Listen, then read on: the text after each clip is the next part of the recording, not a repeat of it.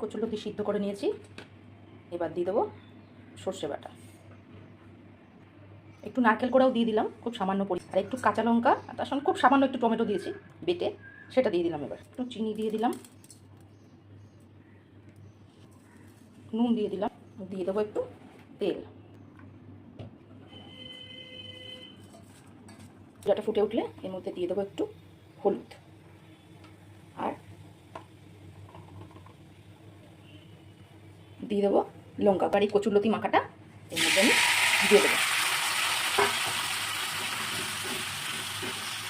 দিয়ে এটা এইভাবে সমান করে দেবো। মাঝখানে একবার ঢাকা সরিয়ে একটু নাড়াচাড়া দিয়ে নেব, আর একটু কাঁচা লঙ্কা চিড়ে দিয়ে দেবো। এই পাতুরিটা হয়ে গেছে। এবার একটু কাঁচা তেল আর একটু নারকেল আমি দিয়ে দিয়েছি কোড়ানো, ব্যাস এবার নামিয়ে নেব।